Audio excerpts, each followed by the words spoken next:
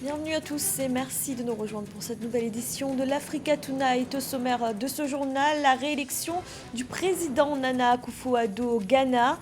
Un scrutin serré au terme duquel le chef de l'État sortant est arrivé en tête avec 51,59% des suffrages. Son adversaire John Mahama conteste les résultats et envisage de faire appel.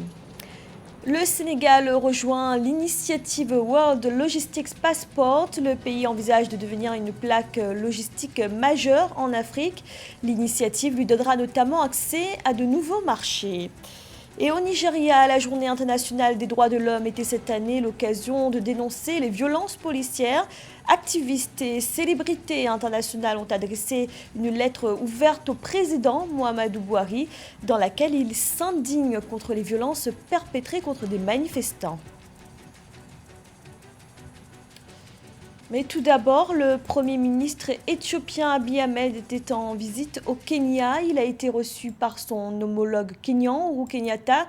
Les deux chefs d'État ont inauguré un poste frontière à Moyale, mais également la route Hawassa-Aguéré-Mariam qui fait partie de l'autoroute transafricaine.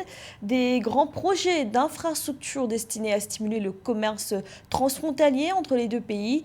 Une visite qui s'inscrit également dans le contexte du conflit au Tigré, conflit qui suscite des inquiétudes dans la sous-région.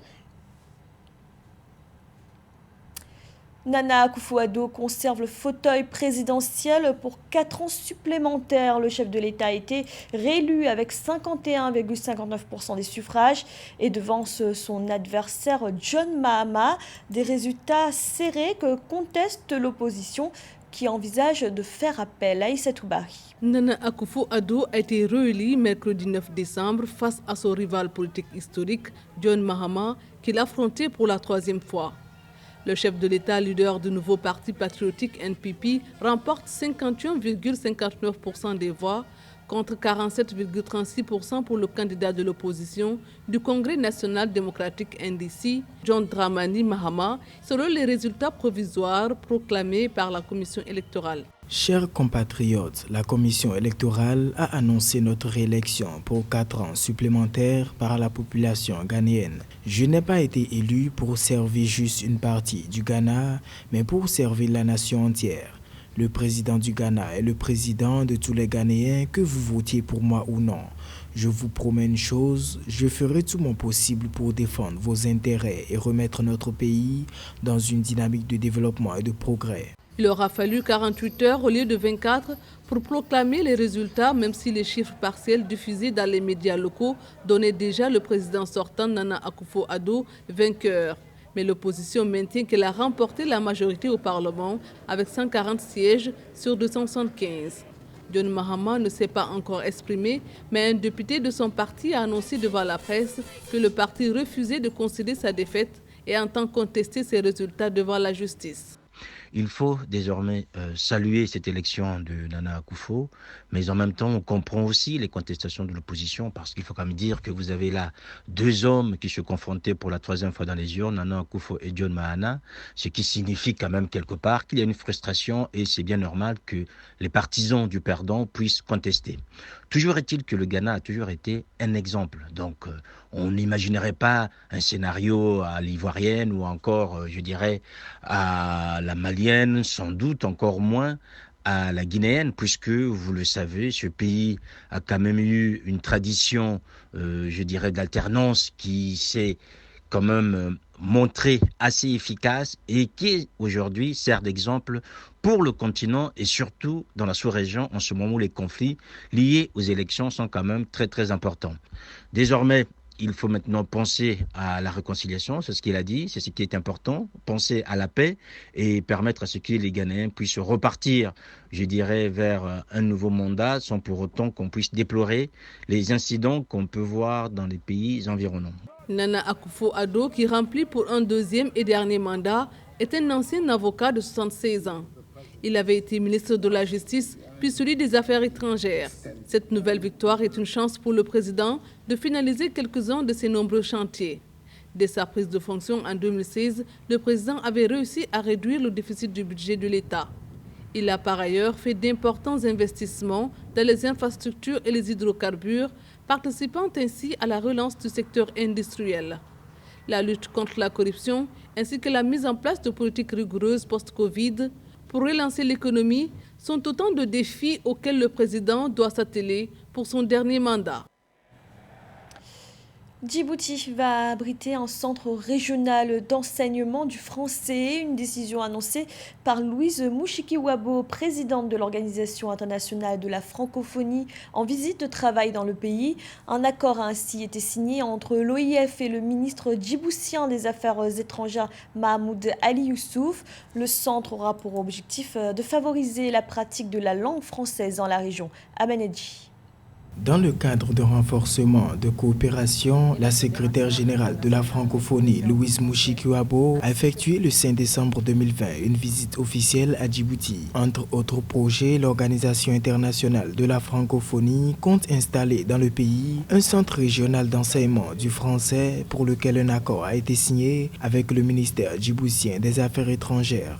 À travers ce centre mis en place avec la coopération de la francophonie, Djibouti gagnerait à stimuler et participer à la recherche dans le cadre de l'espace francophone. L'espace francophone vise à développer des projets de recherche, des projets complémentaires et un lien avec les universités et l'éducation, visant à performer les capacités latentes ou futures des jeunes djiboutiens, y compris des autres jeunes africains. Djibouti est le seul pays d'Afrique de l'Est, par ailleurs massivement anglophone, lié par la langue française à la francophonie. Son choix pour abriter ce centre régional illustre le rôle de ce pays dans le rayonnement de la francophonie à travers le monde. C'est aussi important pour Djibouti de vendre sa recherche à travers le monde, d'abord dans l'espace francophone, ensuite dans les autres espaces, mais il ne faut jamais oublier que la force de la francophonie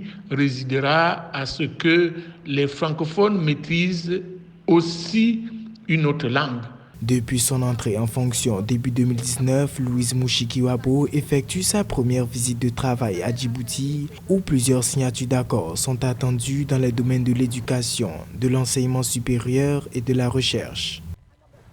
Dans l'actualité également, un léger remaniement ministériel au Gabon. Nicole Bou est la nouvelle ministre de l'économie. Sa nomination intervient suite à la démission de Jean-Marie Ogandaga. Nicole Bou, 54 ans, avait fait son entrée au gouvernement au mois de juillet au poste de ministre délégué auprès du ministre de l'économie. On note également la nomination de Léon Armel Bounda Balonzi au ministre des Travaux publics, Brice Constant Paya au portefeuille des transports et Olivier Nangué-Comier devient ministre de l'Habitat et de l'Urbanisme. Le paiement mobile de plus en plus utilisé au Kenya. Au mois d'octobre, les Kenyans ont payé 528,9 milliards de shillings avec leur téléphone portable, une tendance qui s'est accentuée dans le contexte de la pandémie de coronavirus.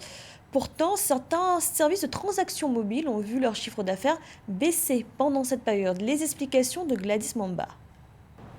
L'usage des paiements mobiles, déjà très populaire au Kenya, a considérablement augmenté pendant la pandémie de Covid-19. Une moyenne de 163 millions de dollars par jour a été enregistrée pour le seul mois d'octobre 2020. Pourtant, les bénéfices de base du plus grand fournisseur de télécommunications du Kenya, Safaricom, ont baissé de 10,5% sur un an, frappé par une baisse de 14,5% du chiffre d'affaires de M-Pesa, son service mobile de transfert d'argent. L'opérateur de télécommunications espère désormais la levée des restrictions des prix dues à la Covid-19, tout en repensant sa stratégie. Compte tenu de l'augmentation de volume que nous avons constatée pendant cette période au sein de l'écosystème, et comme nous voyons un écosystème très sain au sein de M-Pesa, nous sommes en train de voir si nous ne devrions pas chercher à modérer les charges que nous avons, comme certains des tarifs que nous proposons, comme ceux inférieurs à 1000 shillings.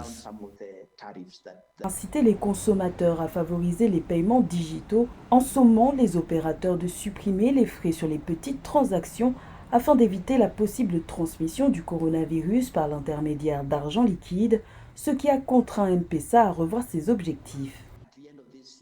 À la fin de cette année, nous aurons une couverture à 100%. Au moment où nous avons annoncé ces résultats, nous étions à 91%. Ça, c'est la première chose.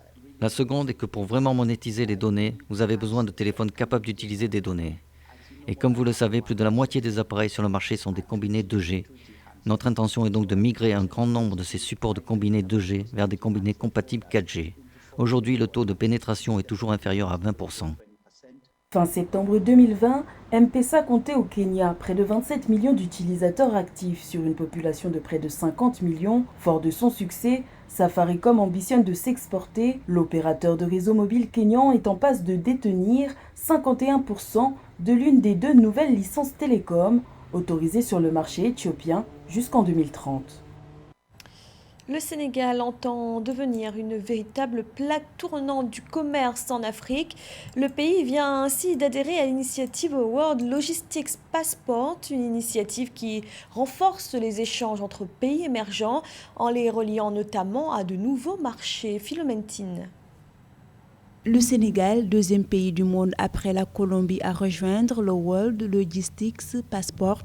Cette initiative de Dubaï aux Émirats arabes unis vise à relier les nations du monde entier et accroître le commerce sud-sud. Avec cette adhésion, le Sénégal, qui exporte près de la moitié de ses marchandises vers d'autres pays d'Afrique, aura accès à des marchés moins exploités en Asie et en Amérique latine. Le Sénégal, à l'image de beaucoup de pays africains, a un modèle économique basé sur l'importation en tout. Et effectivement, un partenaire pour abriter un World Logistic Passport qui lui permettra d'être une plateforme africaine et sous-régionale qui pourra permettre à tous ces pays africains d'être assez dotés de tous ces matériels et matériaux pour une économie sous-régionale. Le passeport logistique mondial est aussi avantageux pour les commerçants et transitaires.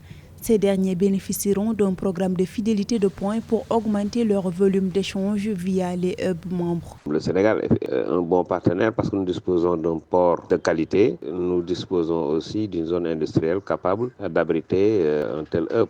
Je crois que le Sénégal a bien fait de signer très tôt et de se positionner comme le hub logistique sous-régional. Par ailleurs, le Sénégal et Dubai Port World, qui a propulsé le passeport logistique mondial, se sont accordés pour la mise en service du projet du port en eau profonde de Ndayane, une plateforme qui servira d'alternative au port de Dakar qui capte actuellement 95% des échanges commerciaux du Sénégal. Rencontre à présent avec Kelly Coty, une entrepreneure ivoirienne à la tête d'Atypique Brico, un atelier de bricolage spécialisé dans le recyclage. Dans son atelier, Kelly confectionne des œuvres d'art avec le souci de préserver l'environnement. Marie-Carmen Begré. Kelly Coty, jeune entrepreneure ivoirienne, écologiste et passionnée de bricolage. Son domicile, situé dans la commune d'Abidjan, lui sert pour l'instant de local pour la confection de ses œuvres d'art. Elle a un objectif, impacter positivement l'environnement à travers le recyclage. C'est que nous travaillons avec les bouchons, les capsules, c'est-à-dire les capsules de bière, de sucrerie, qu'on associe avec les morceaux de pain recyclés. On les utilise généralement pour faire des cartes photos, pour des porte-clés, ainsi que des verrines de bougies. Maintenant, les boîtes en carton, nous les utilisons pour des boîtes de rangement, des box de rangement qu'on associe avec de la colle de jute. Et cette colle de jute également, elle est recyclée. Donner une seconde vie aux objets recyclés, un travail de passionné très apprécié qui suscite admiration et encouragement. Moi, je cherchais quelqu'un pour faire un tableau de tâches et quelqu'un me l'a recommandé. J'ai été vraiment très satisfaite en fait de ce qu'elle m'a fourni comme résultat. Vraiment félicitations, parce que c'est pas évident de trouver une utilité à des objets dont on ne veut plus à la base, qu'on a l'habitude de jeter. Le recyclage, c'est quelque chose de très important. C'est un travail qui nécessite de la patience. Aussi, il faut être passionné. Si on n'est pas passionné de bricolage, on n'est pas passionné de tout ce qui est manuel, vraiment, on ne peut pas arriver au bout du tunnel. En Côte d'Ivoire, de plus en plus de personnes s'investissent dans le recyclage afin de donner une nouvelle vie aux objets. Greta Thunberg ou encore Alicia Keys, voici quelques-unes des célébrités qui ont adressé une lettre au président nigérian Muhammadu Buhari à l'occasion de la Journée internationale des droits de l'homme, une lettre dans laquelle ils appellent le chef de l'État à agir contre les violences policières, des violences perpétrées contre les manifestants du mouvement Ansars. Kamesh Katapoulé et Corinne Kandem. La lettre est sans appel. À l'occasion de la Journée internationale des droits de l'homme ce 10 décembre, une poignée d'activistes et de célébrités ont adressé une lettre ouverte au président du Nigeria, Muhammadu Buhari. Un document dans lequel ils ont exprimé leur indignation contre les répressions policières commises contre les manifestants d'Ensars. La cofondatrice du mouvement Black Lives Matter, Opal Tometi, fait partie des signataires de cette lettre. Nous sommes aux côtés du mouvement Black Lives Matter aux États-Unis et au sein de la diaspora, mais nous nous soucions également de ce qui se passe sur le continent africain. Nous nous soucions des problèmes de violence policière, peu importe où ils se produisent, et c'est aussi pourquoi nous nous réunissons en cette journée des droits de l'homme. Nous voulons nous assurer que les gens continuent à y prêter attention. Tiré du nom de l'unité de police Special Anti-Robbery Squad, créée en 1992, Ansars naît sur les réseaux sociaux au début du mois d'octobre dernier. Très vite, le mouvement prend de l'ampleur. Les Nigérians se mobilisent dans la rue pour dénoncer les violences policières impunies. Mais ces manifestations tournent au cauchemar. Amnesty International estime que depuis le début des contestations, au moins 56 personnes ont été tuées dans tout le pays. Les Nigérians obtiennent finalement gain de cause le 11 octobre, date à laquelle le gouvernement annonce la dissolution de l'unité de police. Une avancée jugée cependant insuffisante par l'ONG internationale. L'annonce de cette dissolution n'est pas suffisante pour avoir la garantie que tous les agents de la police, de la SARS et d'autres unités soient condamnés s'ils commettent des abus. Parmi les signataires de cette lettre ouverte figure également la militante écologiste suédoise Greta Thunberg. Les signataires qui réclament également la libération de l'ensemble des militants emprisonnés. C'était le journal de la rédaction. Merci de l'avoir suivi. Retrouvez dans un instant une nouvelle édition de l'information.